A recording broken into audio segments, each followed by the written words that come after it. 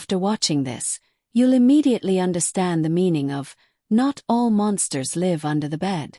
Some sleep right next to you. Some even kiss you goodnight. Clara Winslow had always believed in loyalty. Not the glossy magazine kind, the real stuff. Marriage. Parenthood.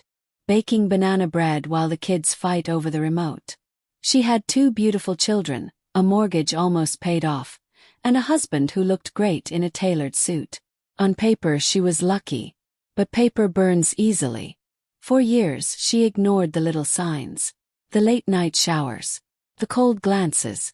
The sudden guilt trips whenever she asked Daniel to skip a work dinner and just stay home. He always had an excuse. And Clara always chose to believe it. Because to question it meant lighting a match to everything she had built. Her son Eli was 18. Sensitive, kind-hearted, with that same crooked smile Daniel had when they first met. And his girlfriend Lena. She was like a daughter to Clara. Polite, always helping with dishes, sweet enough to make your teeth ache. So when Clara caught a glimpse of Daniel's phone screen one ordinary Tuesday morning, she didn't expect her entire reality to split in half. It was just a text. Short one. But it scorched her soul. "I miss sucking your." She dropped the mug in her hand. It shattered across the tiled floor, but not nearly as hard as her heart did. She tried to tell herself she misread it. Maybe it was a meme. Joke. People sent weird stuff these days, right? But something in her gut screamed. And this time she listened. She waited until Daniel went out for his weekly investment group meeting, the one that always lasted suspiciously long. Then, with trembling fingers, she opened his laptop. The search history hit her like a punch. Dozens of bookmarked porn sites. A folder hidden within another folder, labeled tax files. But inside, hundreds of saved images, all of Lena. Fully clothed, but intimate enough to make her skin crawl. Screen grabs from her Instagram. Zoomed-in pictures of her smiling at Eli's birthday party. One photo was from their own kitchen. Clara felt like vomiting. That was the moment she knew. This wasn't paranoia. This was betrayal. Not just of her, but of their son. Of their entire family. And somehow what hurt most was how familiar it all felt. She'd seen this version of Daniel before. Controlling. Smirking when she doubted herself. Always making her feel just a bit too emotional, a bit too dramatic. For years she thought maybe she was the problem. Maybe she was just aging poorly. Maybe he deserved someone younger. But now she saw the truth. He didn't deserve love. He deserved exposure. She just didn't know yet that the worst was still to come. The next few days felt like Clara was living inside a broken mirror. Everything looked almost normal, but nothing truly was. Daniel still kissed her cheek in the morning, like he hadn't scorched her entire world from the inside out. He still sent those half-hearted "how's your day" texts while Lena sat at her dinner table, giggling with Eli like their lives weren't one giant ticking time bomb. And Clara, she played along, smiling, nodding, laughing at jokes she didn't hear, pretending like her heart wasn't screaming behind her ribs. But inside she was plotting. One night, while folding laundry, she found something that cracked her calm into pieces. Tucked between Daniel's slacks was a thong. Not hers. Not Lena's, she hoped. She picked it up like it was a live grenade. It wasn't even subtle. Lacy. Black. Still carrying the faint scent of cheap perfume. And worse. The tag had been snipped off. Clara stared at it, frozen. Her mind raced with excuses. Maybe it was Mia's. No, that didn't make sense. Mia was 15, and this wasn't something she would wear. Besides, what would it be doing in Daniel's pants? Her legs gave out. She sat on the floor and cried harder than she had in years. You know what's insane? She still tried to convince herself there had to be another explanation. That's how deep the denial ran. When you build your life on someone, tearing it down feels like cutting off your own limbs. But Clara wasn't weak. Not anymore. The next day, she waited until everyone left the house. She poured herself a coffee, black, no sugar, and sat down at the kitchen table with Daniel's phone. She'd learned his passcode months ago when he was too drunk to unlock it himself. And what she saw made her jaw lock in rage. More texts. Explicit ones. Worse than the first. Lena telling him what she wanted to do to him. Daniel calling Clara every cruel name imaginable. Pathetic. Boring. He even joked about how Eli was too dumb to see what's right in front of him. Clara's hands shook as she scrolled. And then a photo. It was Lena, clearly taken at their lake cabin. Her bare legs up on the bed. A bottle of wine next to her. Smiling. He had brought her there. The place where they spent anniversaries. The place Daniel once promised he'd retire with Clara. Now it was just another one of his lies. At that moment something inside Clara snapped. This wasn't just an affair. It was something darker. Something twisted. She had to know the full truth. Even if it destroyed everything. Because what if Lena hadn't just fallen for Daniel? What if Daniel had been waiting for her to turn 18? That thought chilled Clara more than anything else. What kind of man waits for his son's girlfriend to legally qualify before making his move? That's not desire. That's predatory. And Clara knew without a doubt that this had been planned. The monster didn't show up overnight. He had been grooming the whole damn time. Clara couldn't sleep. Not after that. Every time she closed her eyes, she saw them. Lena's legs on their old cabin sheets. Daniel's smug face. That damn thong. She didn't want revenge. She wanted the truth. And sometimes to get the truth you have to stop being a good person. So she started planning. Daniel's next work trip was on Friday. Same excuse, same duffel bag, same lie. But this time, Clara didn't stay home baking banana bread. She followed him.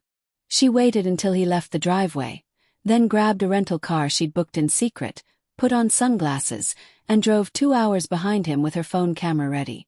She felt like a character in a movie, except the stakes were real, and her heart was pounding so hard she thought it might burst through her chest. He didn't go to a business dinner. He drove straight to the lake. That old cabin they bought when Eli was 6. The place with the red door Clara painted herself. The wind chimes she made from spoons. The dock where Daniel once kissed her under the stars. She parked far back, heart in her throat, and waited. 30 minutes later, Lena's car pulled up. Clara almost screamed. It wasn't even subtle. Lena got out wearing an oversized hoodie and short shorts, the kind Daniel used to say Clara was too old to wear. He greeted her at the door with a hug that lingered too long. They disappeared inside. Clara crept closer, phone in hand, hiding behind trees and brush. She found a window slightly open. And what she heard made her knees go weak. Lena giggling. Daniel whispering. Talk about how Eli was so naive. And how they had to be careful around Clara. And then, the unmistakable sound of kissing. That was it. She lifted the phone, hit record and zoomed in. They weren't just having an affair. They were mocking her. Mocking Eli. Destroying their own family and laughing while doing it. She recorded for exactly 3 minutes. Then she ran. Not because she was scared. But because she finally had proof. Proof of the betrayal. Proof of the manipulation. Proof that Daniel wasn't just unfaithful. He was dangerous.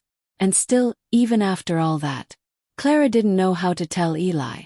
How do you tell your son that the girl he loves is in bed with his father? How do you shatter someone you spent your whole life trying to protect? Clara drove home numb. But the plan had already begun forming in her mind. She wouldn't scream. She wouldn't sob. Not yet. She'd wait. For the perfect moment.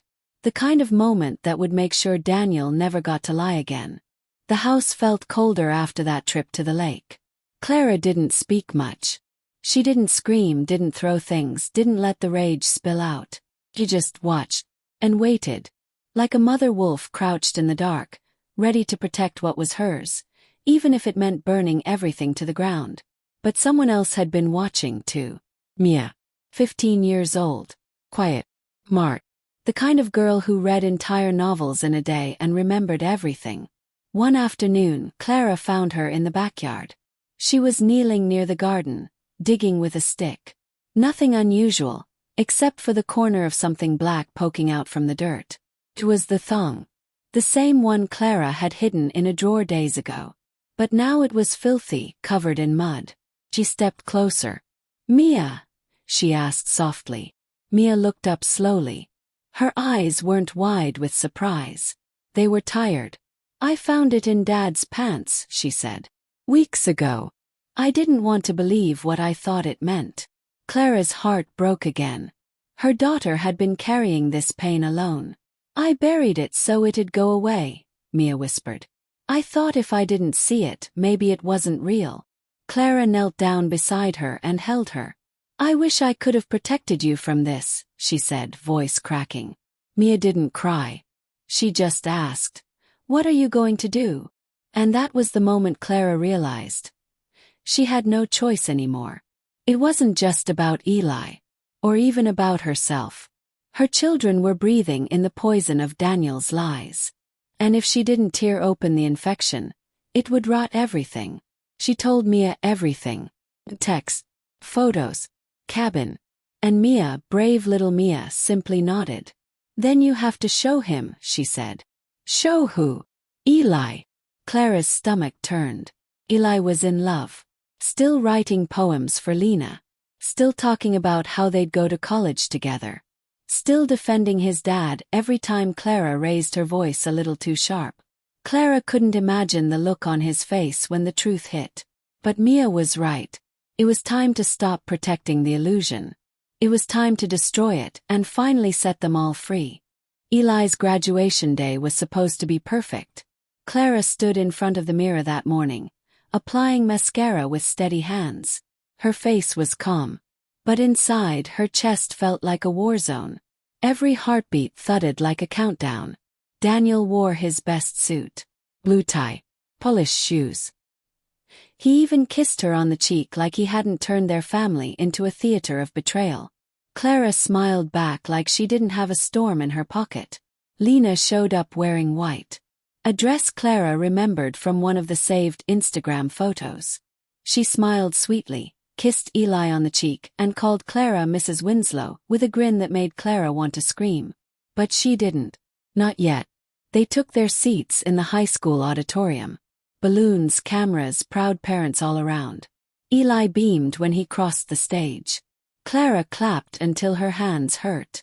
Her son, so full of hope, still believing in love. She watched him hold Lena's hand and felt her throat tighten. After the ceremony, they gathered in the backyard for a small celebration. Close family, friends, neighbors. The perfect setup. Daniel stood near the grill, flipping burgers like the world hadn't cracked beneath his feet. And that's when Clara stepped up to the mic. She cleared her throat. Everyone turned, smiling, expecting a speech about milestones and motherhood and how proud she was. But what they got was something else entirely. "Today," she said, "we celebrate my son's future. And to do that, we need to bury a lie." A ripple moved through the crowd. Daniel's smile faltered. Lena's hand froze mid-sip. Clara reached into her purse and pulled out her phone. She hit play. The audio echoed across the yard. Lena's voice, giggling. Daniel whispering. The sound of kissing. You could have heard a pin drop. Eli's face went white. "No," he whispered. "No, that's not." But then the second recording played. Daniel calling Clara names. Laughing about fooling Eli. Telling Lena how easy it all was. The pain on Eli's face was unbearable. He looked at Lena. She was crying now. Mouth open. Shaking. "I didn't mean to," she stammered. "It just happened." Daniel stepped forward. "That's enough," he barked. "Turn it off." But Clara didn't. She stared at him with eyes full of fire. "You don't get to control the story anymore." And then in front of everyone, their children, their friends, their goddamn neighbors, Eli punched him. Hard. Right across the jaw. Daniel stumbled back, clutching his face. No one helped him. Not a single soul. After the explosion at graduation, the world didn't end. But it definitely shifted. Daniel didn't come home that night. He tried texting Clara. Then calling. then threatening. But she never picked up. Instead, she changed the locks. She called a lawyer. She filed for divorce the next morning. The recordings spread like wildfire. The school found out. Lena's parents found out. Half the town found out. Daniel didn't get arrested, not yet. Legally, Lena was 18. But emotionally, the damage was done. Everyone saw him for what he really was. A manipulator. Coward. A man who fed on silence. Lena disappeared from their lives. No calls. No apologies. Just vanished. Maybe out of shame. Maybe to escape what she helped destroy. Maybe because she finally saw the truth herself. Eli didn't speak to anyone for 3 days. He locked himself in his room. No music. No lights. Just silence. Clara left food outside his door and cried into her pillow when no one was looking. On the 4th day he came out. His eyes were red but steady. He didn't ask for explanations. He just hugged her. Hard. I didn't want to believe it, he whispered. I know, she said. I didn't either. And that's when healing began. It wasn't fast. But it was real. Eli started therapy. So did Mia. Clara too. They went to family sessions where things got messy and honest and painful. But they showed up. They showed up for each other. And that meant everything. The house changed. They painted the kitchen a different color. Got rid of Daniel's old office chair. Clara even threw the wind chime from the lake cabin into the trash, piece by piece. Sometimes Mia would ask, "Do you think Dad ever loved us?" Clara never gave a clean answer. Because monsters don't always wear masks. Sometimes they're people you once trusted with your whole heart. But love, real love, it doesn't leave you feeling worthless. It doesn't whisper behind your back or sleep with someone your son loves. Protects, builds, heals. And that's the kind of love Clara chose from that day forward. Not perfect love, but honest love. Her story didn't end in that backyard. It began there, the moment she chose truth over fear. Final words. Sometimes silence feels like safety. But silence can also be a coffin. When the people you love hurt you the most, speaking up can feel like betrayal. But it's not. It's survival. Because the only thing more dangerous than the lie is letting it live. So speak, even if your voice shakes. And remember, it's not your job to keep someone's secret when that secret is destroying you. Please subscribe for more story. Thanks.